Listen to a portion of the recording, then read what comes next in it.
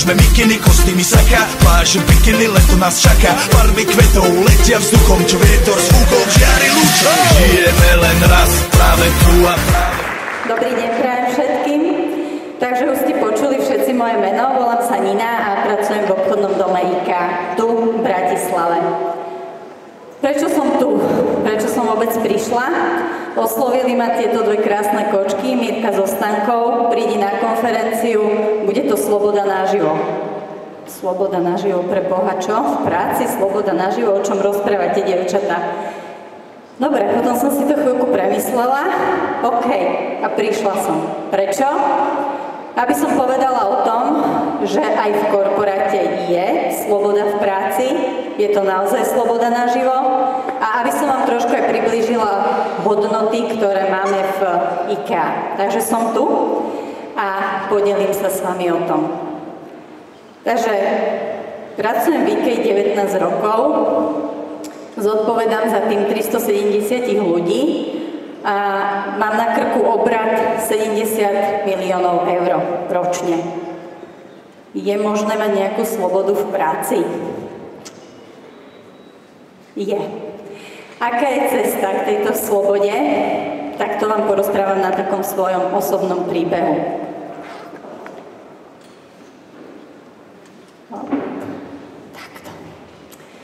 Takže pred 19 rokmi som išla okolo rozostávaného obchodného domu na Tomášikovej ulici. Bolo to presne po materskej dovolenke, kedy som už chcela ísť konečne pracovať a bola som asi na 5 pohovoroch ten deň a môj muž mi hovorí, že počúvaj, toto stavajú nejaký obchodiak IKEA, nezastavíme sa tam, či nemajú voľné pracovné miesto? No tak poďme, však už 6. v poradí, poďme tam. Tak som išla som na personálne oddelenie, opýtala som sa, prosím vás, nemáte nejaké voľné miesto? Čo viete robiť? Nič. Hovorím vám to úprimne, viem prebalovať, viem krmiť, viem sa hrať s deckom, ale ináč neviem vôbec nič. Ale chcem strašne robiť a chcem mať nejakú zodpovednosť. Fúha, dobre, viete čo? Vy máte IKEAcké hodnoty, zajtra o 8 prídete na pohovor. Prečo ja mám IKEAcké hodnoty, to čo povedala? Dobre. Tak som ráno o 8 prišla na pohovor, šéfka, budúca šéfka, ma vyspovedala čo a ako, čo viem robiť. Neviem robiť nič, nemám žiadnu skúsenosť, ale strašne chcem robiť, strašne chcem mať nejakú zodpovednosť, proste dajte mi robotu, ja budem robiť. Tak sa smiala, dobre, do týždňa vám dáme odpoveď. Hneď na druhý deň ráno, telefón, ešte mobil nefungovali, volajú ti z IKEA, mamina mi hovorí, Ježišmaria, už je to tu, dobre? No, viete čo, do týždňa nastupujete, dostávate takýto a takýto plat, idete na oddelenie ku mne, takže vás vítame za týždeň. Wow! Tak som za týždeň prišla do IKEA, začal som robiť. Prekladala som cenovky z angličtiny do slovenčiny. Mala som nejakú slobodu v práci? Dennodenná rutina, do kolečka, počítač, preložiť slovíčka, preložiť informácie o výrobku, konec. Za pol roka hovorím šéfke, ja nevládzem, ja nemôžem rozmýšľať, ja nemôžem prichádzať s novými nápadmi, ja nemôžem meniť veci, toto ja už nemôžem robiť, ale musíš to vydržať. Čo sa stalo v tom období? Hľadali vedúcu do predajného oddelenia do textilu. No, tak som nemeškala, hovorím, tak, zmena. Išla som za našim riaditeľom a hovorím mu, Vlado, ja chcem zmenu, ja potrebujem ísť medzi ľudí, ja chcem rozmýšľať, ja chcem mať zodpovednosť. Ty, pre Boha živého, ty si tam sedieť za tým počítačom, ty sa hodíš iba tam ti to svedčí, zabudni na to. Dobre, tak nič iné mi nebolo treba, už aj som išla na ďalšie pohovory, vybrali ma do Tatrabanky za asistentku generálneho riaditeľa, už som mala všetko dohodnuté, ale stalo sa niečo pre mňa veľmi milé a pre niekoho veľmi nemilé. Kočka, ktorá dostala túto pozíciu, neprišla 3-krát po sebe do roboty. Neprišla do roboty, pretože si našla pekného, statného frajera a uprednostnila teda súkromný život pred prácou. No, takže som zase vyskočila, išla som za tým svojím store manažerom a za HR manažerkou a hovorím, ja chcem túto prácu, ja chcem zodpovednosť, Ja vám chcem ukázať, že oddelenie, ktoré dostanem, bude najlepšie predávať v obchodiaku a budeme mať najlepší tím. A zase ten riaditeľ, no ale ty nemáš skúsenosti, ty nevieš viesť ľudí, ty nevieš z predaja nič, čo ty tam chceš robiť. A vtedy tá HR manažérka Zuzka hovorí, pozri sa na ňu, ona vie, čo chce, ona chce byť s ľuďmi, ona má IKEAcké hodnoty, prosím ťa, dajme jej to, nech nám to ukáže. A tak mi to dali. A bolo to niečo úžasné. Zrazu som pocítila, že mám slobodu. Mám slobodu v tom, ako budem robiť veci, ako budem robiť biznis a ako budem viesť ľudí.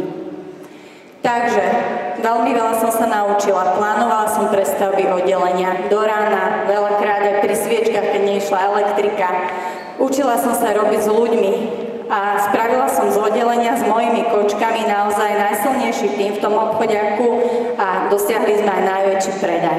Takže bolo to niečo úžasné a postupne tá sloboda rástla. Rástla s mojou zodpovednosťou.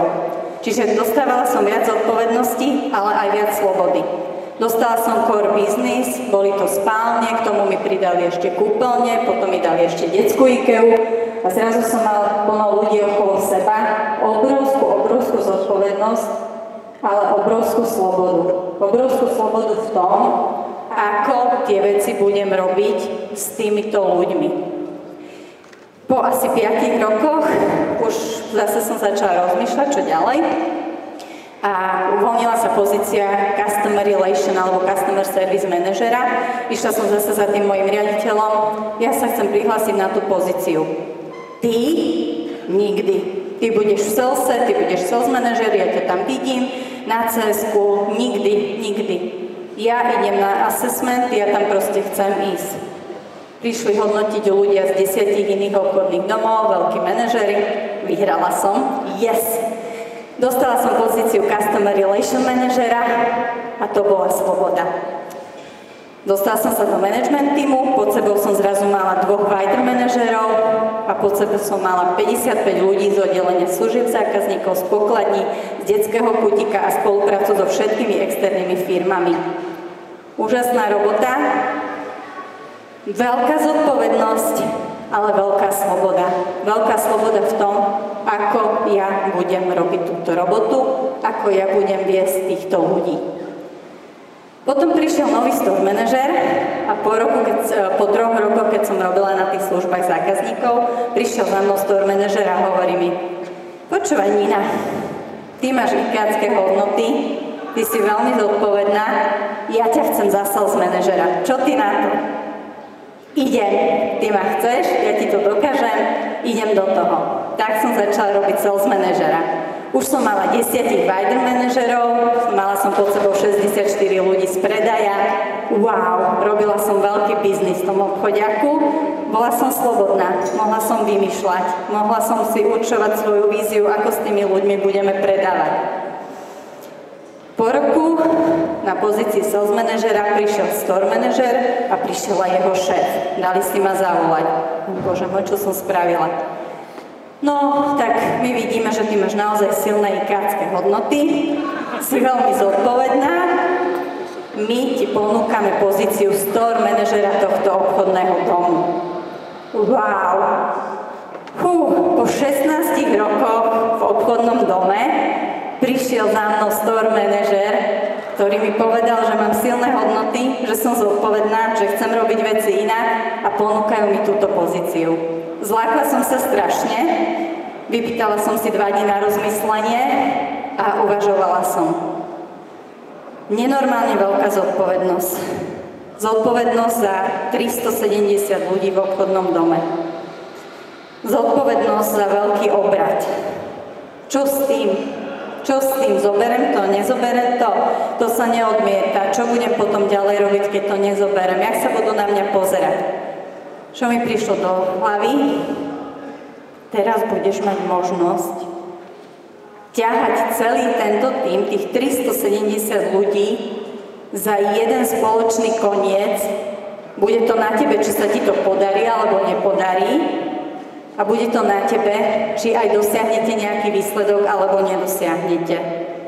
Bude to závisieť od toho, ako to uchopíš. Dostávaš obrovskú zodpovednosť, ale dostávaš aj obrovskú slobodu. A toto ma presvedčilo k tomu, aby som povedala, že áno, idem do toho, chcem byť store manažer obchodného domu IKEA Bratislava. Takže veľakrát som spomenula slobodu, je tam veľká sloboda. Ľudia si môžu slobodne robiť veci podľa seba, ale samozrejme oklieštená nejakými mantinelmi, to sú tie ciele. A ja by som chcela povedať takéto moje nejaké vnímanie tej slobody, ako je to prepojené, ako to ja vnímam v tom korporáte. Takže také vetičky som si pripravila o tom, že sloboda je iba iluzórna. Neznamená, že si robím to, čo chcem. Neznamená to, že som store manažer a že si idem na dovolenku, kedy chcem. Vždy sa dohodnem so svojimi ľuďmi. Neznamená to, že si odídem z roboty, kedy chcem. Sloboda je v každého rukách. Závisí od zodpovednosti a pracovitosti každého človeka. Čím väčšiu zodpovednosť, tým väčšiu slobodu.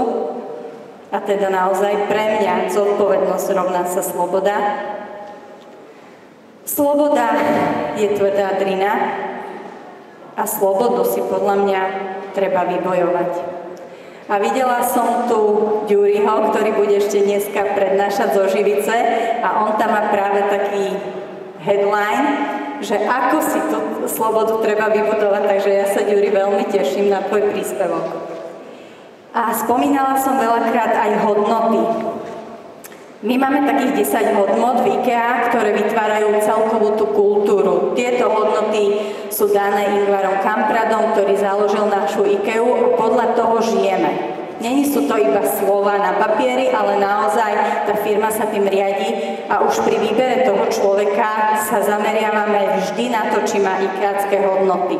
Samozrejme, nie vždy sa výber podarí, ale ten človek sa prirodzene vypudí z toho kolektívu, kde sme všetci veľmi podobní, lebo máme podobné hodnoty. Takže týmto hodnotám. Tu máte obrázok, fotku. My ideme meniť sortiment kuchyň, bude to na jar a proste vyžaduje to veľmi veľa tvrdej driny, veľmi veľa zodpovednosti, je to veľký projekt.